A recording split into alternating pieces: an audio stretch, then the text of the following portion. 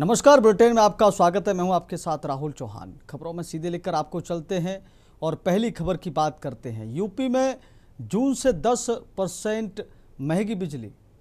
उत्तर प्रदेश में आसमान से बरसती आग और भीषण गर्मी के बीच जनता को महंगाई का एक ऐसा करंट लगा है जिसने आम आदमी के बजट को झुलसा कर रख दिया है। यूपी के करीब 4.25 करोड़ बिजली उपभोक्ताओं के लिए एक बेहद बुरी खबर है।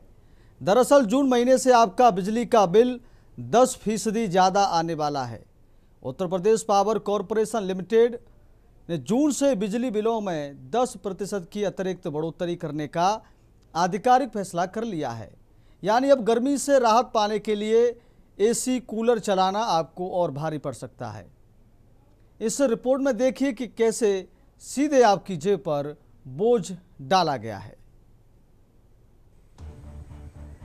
मई जून की इस झुलसाने वाली गर्मी में जब लोग राहत की उम्मीद कर रहे थे, ठीक उसी वक्त यूपी सरकार और पावर कॉरपोरेशन ने जनता को जोर का झटका धीरे से दे दिया है।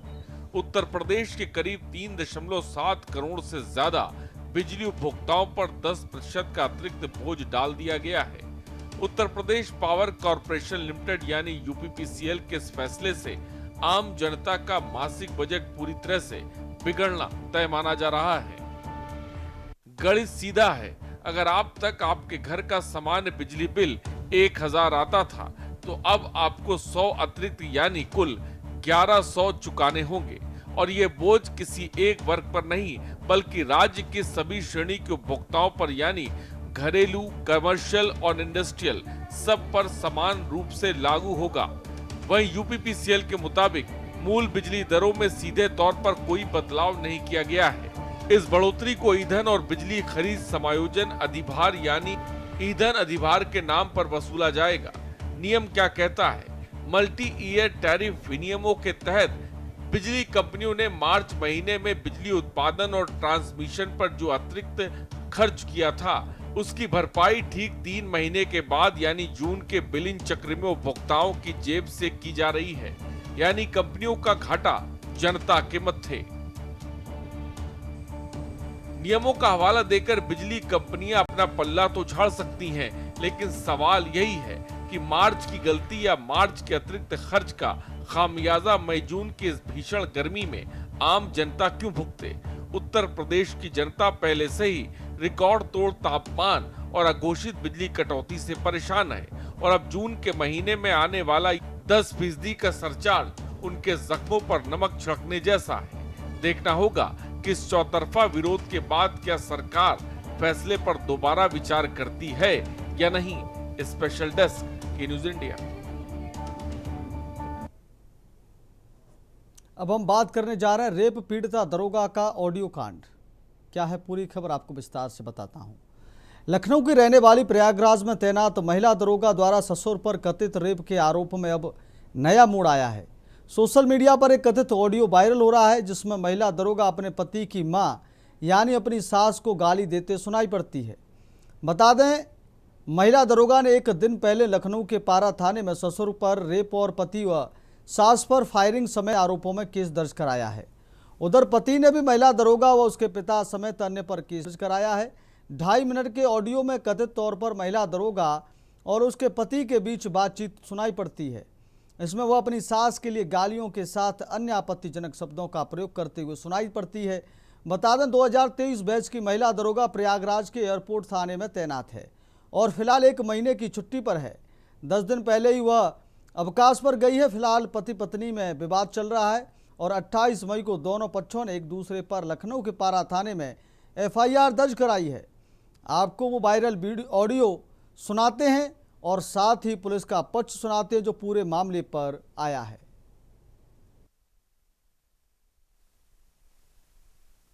हेलो।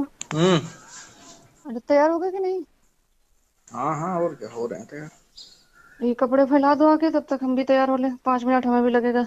अरे तो अभी इतनी जल्दी थोड़ी तैयार हो गए। अभी आरूपा आ रहे हैं, बाहर से थोड़ा सा जा रहे हैं। कहाँ? तो यहीं तक जा रहे हैं, कुछ दुकान पे सामान लेने। हैं? अरे कुछ सामान लेने यार, मम्मी की तबीयत ज्यादा खराब है, कुछ दवा लेने जा रहे हैं। किसकी तबीयत खराब है? मम्मी की। मर नहीं जाती है? अब हमको जाना है डॉक्टर के यहाँ, तो तुम दवा लेने जा रहे हो? नहीं, दवा नहीं, हम मोटरसाइकिल से जा रहे हैं, यहीं मेडिकल स्टोर से कुछ ले आवे दवा, बस हम गाड़ी ही बाहर निकाल रहे हैं। मतलब हमारा जब काम होगा तो अड़ंगा लगाना। अरे यार, अब उनको ज्यादा दिक्कत हो रही ना रात से, तो हम कहा कि चलो कुछ दवा। दिक्कत नहीं हो रही है, बिटिया के यहाँ भी मर के आई है 2 दिन, तब कहीं दिक्कत ना हो गई? हम दवा यहीं 5 मिनट लगेगा, दवा मेडिकल। नहीं, बिटिया के यहाँ दिक्कत हो गई तब तो जो है कहीं कहीं नहीं था। नहीं, उनको बहुत ज्यादा दस्त आ रहे हैं और पलटी हो रही, वही पेट में मरोड़ हो रही उस दिन, जैसे हमको हो गया था। अरे मर काहे नहीं जाती? अरे ऐसा ना बोला करो यार, मम्मी काहे ना बोला करें भाई? 2 दिन जो है बिटिया के जो है तब नहीं कुछ हुआ, अब जब हमको डॉक्टर के यहाँ जाना है तब तुमको जो है भेज रही वहां पे। तो हम आ रहे हैं ना, अभी तुम्हारे पास 10 मिनट लगेगा बस, हम आ क्या आ रहे हो यार, क्या आ रहे हो? हम तैयार बैठे हैं, 5 मिनट लगेगा हमको बस। अरे तो कोई बात नहीं, हमको भी तो कह रहे हैं 10 मिनट लगेगा, यही तो है बगल में मेडिकल स्टोर। ऐसे ही देख लो, तुम्हारा और हमारा चला देते हैं ये दोनों, जिस तरीके से कर रहे हैं। 2 दिन जब तब नहीं दवा मंगवा रहे थे? अरे यार, तो वहाँ जब खत्म हो गए दीदी के ससुर, वहाँ तबीयत खराब हो गई जाके। तबीयत खराब हो गई तो 2 दिन तो मर रही थी, मेडिकल स्टोर नहीं था पूरा इंदिरा नगर में? अरे तो कल रात में यहाँ खराब हुई है ना तबीयत आके। यही तो खराब होनी है, जब बिटिया के आंसू पोंछने थे तब तो खराब नहीं हुई, तब तो न मर गई। वहाँ रोई धोई है, यहाँ आई है तो तबीयत खराब हो गई। शौक में रोई है? इतना ज्यादा प्यार था कि उस शौक में रोई है? अरे तो अब दुख तो होता ही है, तो अब क्या करें। दुख होता है, यहाँ अपने घर का संभल नहीं रहा है, दूसरे घर का दुख होता है। चलो अच्छा रखो, इतनी देर में तो ले आते यार दवा। हम तैयार हो गए हैं और हमको तुरंत चलना है। हाँ, बस आ रहे हैं, बस 5 मिनट रुको। हाँ, और नहीं देख लेना आज क्या बढ़ती होती है, अब ये बीमारी सब निकल जाएगी। चलो ठीक है। शादी के कुछ ही महीने बाद सपना के व्यवहार में परिवर्तन आने लगा एवं गंदी गंदी गालियां दी जाने लगी। चूंकि मैं अपने घर में मैं अपने घर का इकलौता हूं और जहां मैं रह रहा हूं वो मकान मेरे नाम पर है। कुछ ही जब इनको ये बात पता चली कि ये मकान मेरे नाम पर है, तो इन्होंने मकान अपने नाम कराने के लिए मुझसे कहा, जिसको मैंने मना कर दिया। मेरे मना करने के बाद इनकी बदतमीजी और ज़्यादा बढ़ती गई। ये अपने पुलिस में होने का रौब दिखाते हुए कहती थी कि तुम चाहे जो कुछ करो, चाहे जहाँ जाओ, जिससे शिकायत करो, मेरा कुछ नहीं कर पाओगे। और इसमें इनके पिता अशोक कुमार भी शामिल हैं। दोनों लोग मिलकर के मेरे घर में कब्जा करना चाहते हैं और मुझे व मेरे परिवार को झूठे मुकदमे में फंसाकर जेल भिजवाना चाहते हैं। इसी साजिश के चलते मेरे पिता, जो कि खुद उत्तर प्रदेश पुलिस में सब इंस्पेक्टर के पद से 2023 में रिटायर हुए थे, उनकी उम्र आज लगभग 65 वर्ष हो रही है। उनके खिलाफ भी ऐसे झूठे गंभीर बलात्कार जैसे आरोप सपना के द्वारा लगाए गए हैं, जो कि खुद सब इंस्पेक्टर है।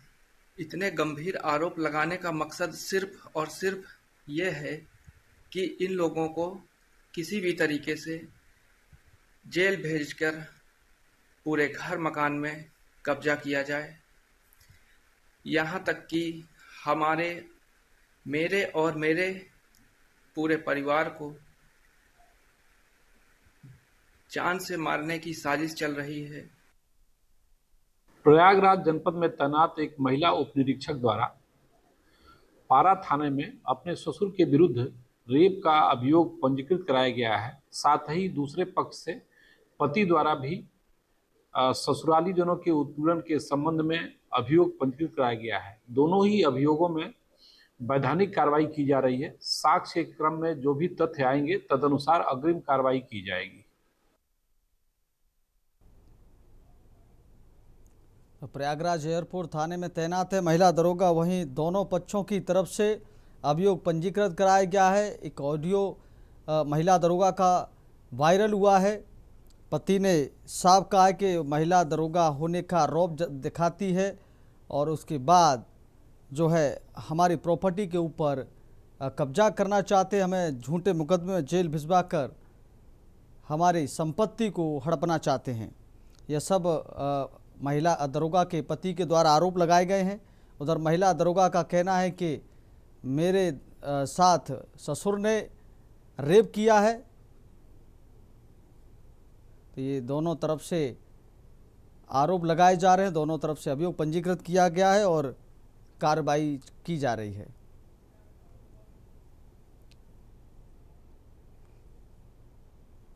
अब बात करते हैं लखनऊ में नौसेना शौर्य वाटिका।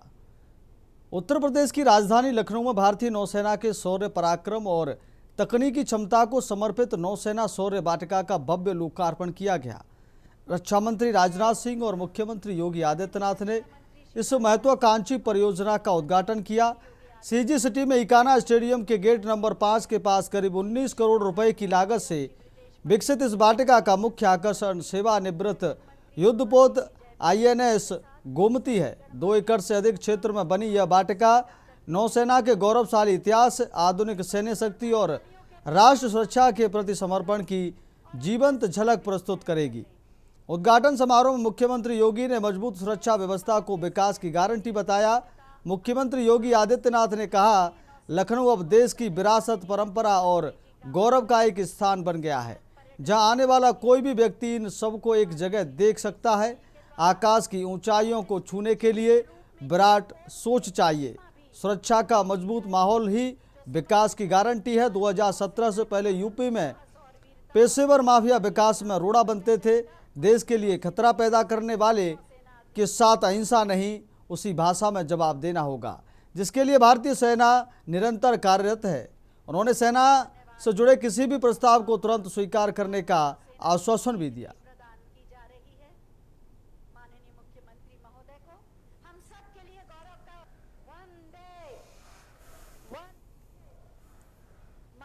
साथियों, लखनऊ में इस नौसेना शौर्य वाटिका का उद्घाटित होना मैं समझता हूं केवल लखनऊ वासियों अथवा प्रदेशवासियों के लिए नहीं, बल्कि व्यक्तिगत रूप से हमारे लिए भी बहुत ही सम्मान और यह गौरव का क्षण है। साथियों, आने वाले समय में नौसेना शौर्य वाटिका लखनऊ के लिए एक प्रेरणा स्थल तो बनेगा ही, बल्कि एक टूरिस्ट हब के रूप में यह बनेगा और यह लखनऊ की पहचान बनेगा, यह मेरा पक्का विश्वास है।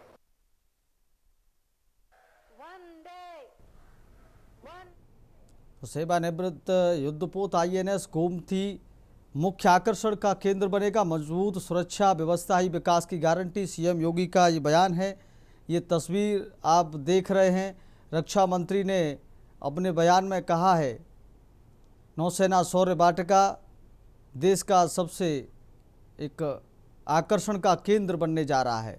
करीब 19 करोड़ रुपए की लागत से विकसित ये वाटिका 2 एकड़ से ज़्यादा ज़मीन में इसको तैयार किया गया है, जिसको आज मुख्यमंत्री योगी आदित्यनाथ और रक्षा मंत्री राजनाथ सिंह के द्वारा इसका लोकार्पण किया गया। ये लोकार्पण के समय की तस्वीरें हैं। उत्तर प्रदेश सरकार में कैबिनेट मंत्री जयवीर सिंह रक्षा मंत्री का स्वागत कर रहे हैं। साथ में डिप्टी CM केशव प्रसाद मौजूद हैं।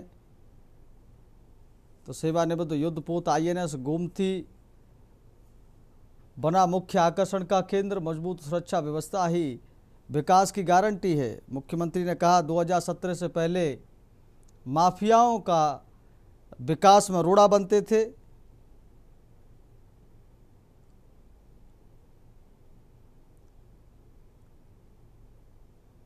मुख्यमंत्री योगी आदित्यनाथ ने साफ किया कि आज का उत्तर प्रदेश है, ये योगी का उत्तर प्रदेश है।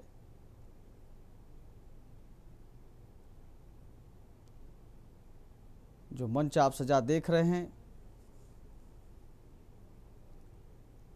दोनों डिप्टी CM मौजूद हैं, ब्रजेश पाठक भी मौजूद हैं इस लोकार्पण में।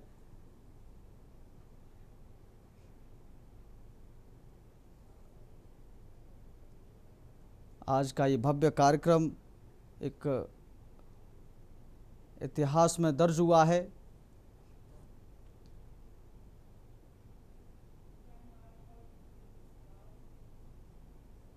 अब बात करते हैं अगली खबर की। ट्रंप की बेटी टिफनी ने किया ताज का दीदार। अमेरिकी राष्ट्रपति डोनाल्ड ट्रंप की बेटी टिफनी ट्रंप शनिवार को विश्व प्रसिद्ध स्मारक ताजमहल का दीदार करने शहर पहुंची। टिफनी के इस औचक और वीआईपी दौरे को लेकर प्रशासन द्वारा सुरक्षा के कड़े इंतजाम किए गए थे।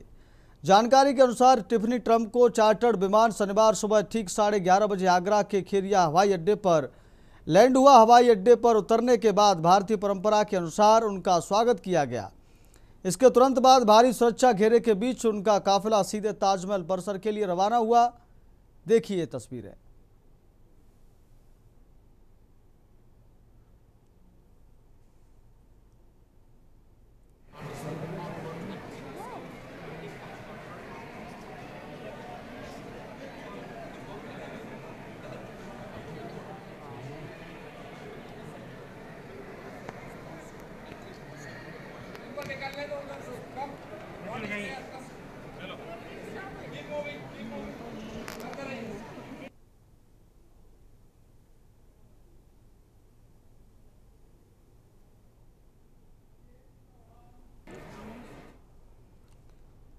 इस खबर पर अधिक जानकारी के लिए हमारे साथ संवाददाता अजेंद्र चौहान अधिक जानकारी के लिए जुड़ गए हैं। अजेंद्र, आज ट्रंप की बेटी ताज का दीदार करने पहुंची, क्या कुछ पूरा ये कार्यक्रम रहा? देखिए, जिस तरह से अमेरिका के राष्ट्रपति डोनाल्ड ट्रंप की बेटी टिफनी ट्रंप ने आज यहाँ आगरा में ताजमहल का दीदार किया और तकरीबन कड़ी सुरक्षा के बीच 45 मिनट तक इन्होंने विश्व धरोहर ताजमहल को यहाँ पर निहारा। अमेरिकी राष्ट्रपति डोनाल्ड ट्रंप की जो बेटी है टिफनी, वो सबसे पहले उनको एयरपोर्ट से यहाँ पर अमरविलास होटल आना था। अमरविलास होटल में विश्राम के बाद उनको 5 बजे यहाँ पर अपने पति के साथ ताजमहल का दीदार करना था, लेकिन उन्होंने एयरपोर्ट से आते समय, माल रोड पर आते समय उन्होंने ताजमहल देखने की इच्छा जताई और सीधे अमर होटल न जाकर वो अपने पत्नी के साथ यहाँ ताजमहल पहुंचे। उनके दोस्त उनके पति माइकल और उनके दोस्तों के साथ 45 मिनट यहाँ ताजमहल में रही और ताजमहल की खूबसूरती को निहारा। वहीं जो काफी फोटोग्राफी वहां पर की गई, तमाम पुलिस की चाक चौबंद व्यवस्था की गई थी और ताजमहल को देखने के बाद वो वापस अमर होटल गई। जी, अभी अजेंद्र, इसके बाद उनका क्या कार्यक्रम है, कहाँ और उनको दीदार करना है? जो इतिहास हमारे भारत का है, जो संस्कृति है हमारे भारत की, और कहाँ का उनके कार्यक्रम प्रस्तावित हैं? देखिए, अभी तक की जानकारी जो मिल पा रही है वो यही है कि आज वो आगरा में रुकेंगी और सुबह दोबारा तड़के ताजमहल का दीदार करेंगी। ये अभी तक की सूचना प्राप्त हो पा रही है और कल वापस वो यहाँ से आगरा खेरिया एयरपोर्ट से राजस्थान के जैसलमेर के लिए यहाँ से रवाना हो जाएंगी। जी अजेंद्र, बहुत बहुत धन्यवाद आपका तमाम जानकारी देने के लिए, शुक्रिया आपका। तो ट्रंप की बेटी टिफनी और उनके पति ने आज ताजमहल का दीदार किया है। अजेंद्र, संवाददाता सहयोगी के द्वारा हमारे बताया गया कि आज उनको अमर होटल सीधे जाना था, लेकिन उन्होंने इच्छा जताई कि सीधे हमें ताजमहल का दीदार करना, और सीधे वो ताजमहल एयरपोर्ट से सीधे ताजमहल पहुंची और ताजमहल का दीदार किया। करीब 45 मिनट तक उन्होंने ताज को निहारा। अब वक्त हो गया छोटे से ब्रेक का। ब्रेक के बाद बात करेंगे बिजली विभाग एटा लापरवाह।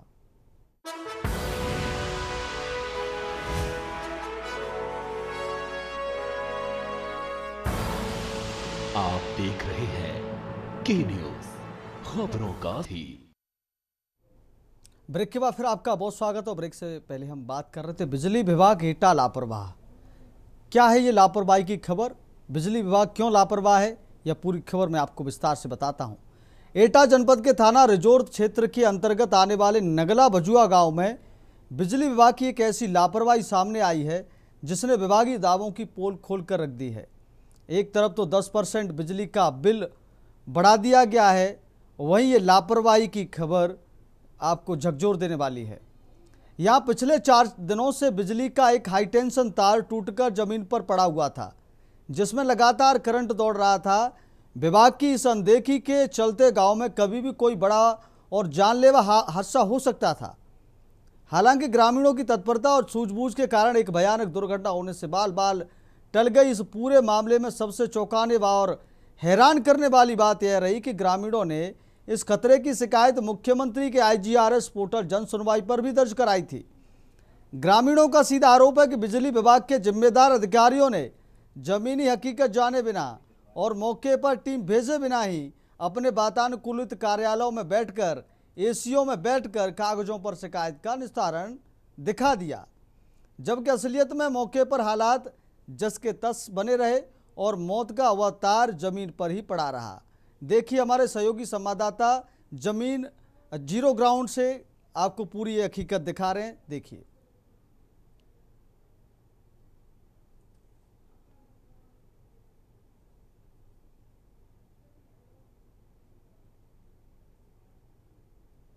जनपद एटा के थाना क्षेत्र अंतर्गत रिजोर्ट थाना क्षेत्र है, जिसके अंतर्गत गांव है नगला भजुआ।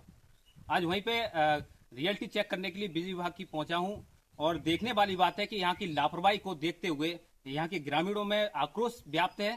जहाँ पर ग्रामीणों ने बताया कि पूरी तरह से लाइन 4-5 दिन से मतलब बिल्कुल भ्रष्ट पड़ी है। इसके बावजूद भी तार जो आप ये देख सकते हैं, मैं अपने कैमरामैन से कहूंगा पूरी तरह दिखाएं कि जिस तरीके से तार यहाँ पड़ा हुआ है कि कहीं कोई इसी लापरवाही से किस व्यक्ति के साथ घटना हो जाए, ये समझने वाली बात होगी।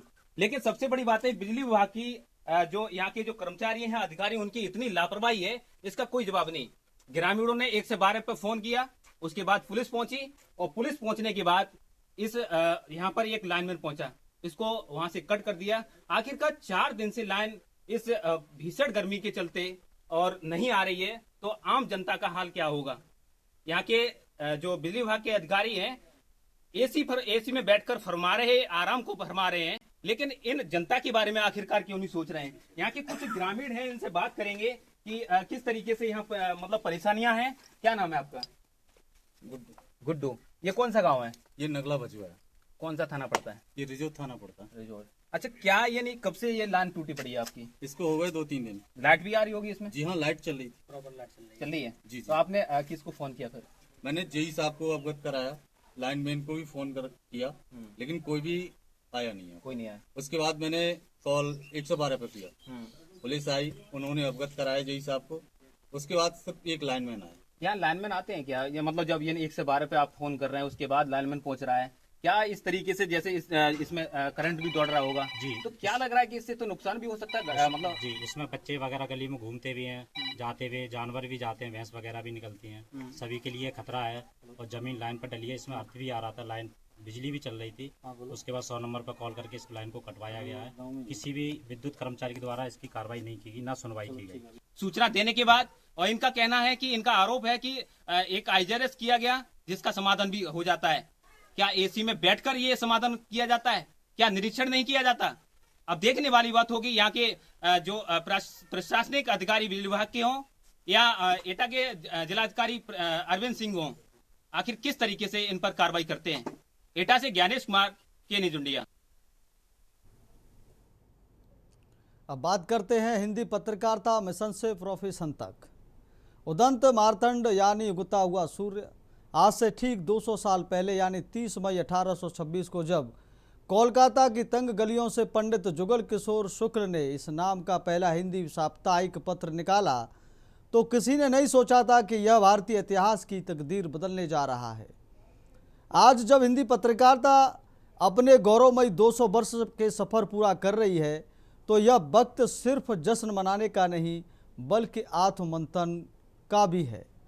स्वतंत्रता संग्राम की मिसाल बनने से लेकर आज के डिजिटल युग तक हिंदी पत्रकारिता ने क्या खोया और क्या पाया, देखिए हमारी इस विशेष रिपोर्ट में। 30 मई 1826 ये सिर्फ एक तारीख नहीं बल्कि हिंदी भाषा के आत्मसम्मान का वो दिन है जब गुलामी के अंधेरे के बीच हिंदी का पहला अखबार उदंत मार्तंड दुनिया के सामने आया। कानपुर के रहने वाले पंडित जुगल किशोर शुक्ला ने इसे कोलकाता से एक साप्ताहिक पत्र के रूप में शुरू किया। पैसे की तंगी थी, अंग्रेजी हुकूमत की बेरुखी थी और डाक खर्च का भारी बोझ था। इन मुश्किलों के आगे ये अखबार महज 1.5 साल ही चल सका, लेकिन बंद होने से पहले उदंत मार्तंड ने देश में हिंदी पत्रकारिता की वो मजबूत नींव रख दी जिसे हिला पाना नामुमकिन था। आपको बता दें कि इसके बाद शुरू हुआ देश को आजाद कराने का महायज्ञ।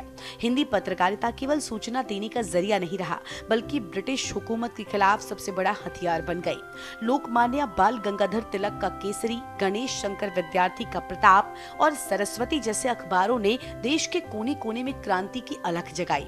गणेश शंकर विद्यार्थी जैसे महान पत्रकारों ने अपनी कलम की ताकत से अंग्रेजी सत्ता की चूल्हे हिला दी। उस दौर में पत्रकारिता व्यवसाय नहीं बल्कि राष्ट्रभक्ति का संकल्प थी, जहां पत्रकारों के लिए जेल जाना एक आम बात थी। वक्त बदला, तकनीक बदली और आज हिंदी पत्रकारिता अपने 200 साल के सफर के मुहाने पर खड़ी है। आज हिंदी मीडिया दुनिया के सबसे बड़े बाजारों में से एक है। करोड़ों पाठक और अरबों की व्यूअरशिप इसके पास है, लेकिन इस चमक दमक के बीच आज हिंदी पत्रकारिता के सामने सबसे बड़ी चुनौती है विश्वसनीयता की। टीआरपी की अंधी दौड़, सनसनीखेज खबरें और डिजिटल युग में फेक न्यूज के सैलाब ने पत्रकारिता के मूल सिद्धांतों पर सवाल कर दिए हैं। उदत मार्तंड ने जो निष्पक्षता सिखाई थी, आज वो कहीं न कहीं कॉर्पोरेट और राजनीतिक दबावों के बीच दम तोड़ती नजर आती है। चुनौतियां बड़ी हैं, लेकिन उम्मीदें भी कम नहीं हैं। आज का युवा और डिजिटल मीडिया हिंदी पत्रकारिता को एक नई दिशा दे रहा है। सुदूर गांवों से लेकर महानगरों तक शोषितों और वंचितों की आवाज आज भी हिंदी पत्रकारिता के जरिए ही बुलंद हो रही है। 30 मई का दिन सिर्फ अतीत को याद करने का नहीं है, बल्कि संकल्प लेने का भी दिन है। यही कि हम पत्रकारिता के उस गौरव को धूमिल नहीं होने देंगे, जिसे पंडित जुगल किशोर शुक्ल और गणेश शंकर विद्यार्थी ने अपने खून पसीने से सींचा था। ने लंबा सफर तय किया है। स्याही से शुरू हुआ यह सफर आज पिक्सल और एल्गोरिदम तक पहुंच चुका है। माध्यम बदल गए हैं, लेकिन पत्रकारिता की आत्मा यानी सच को सामने लाना कभी नहीं बदलना चाहिए। स्पेशल डेस्क, के न्यूज इंडिया। तो फिलहाल इस बुलेटिन में मेरे साथ इतना ही। देखते रहिए के न्यूज इंडिया। नमस्कार।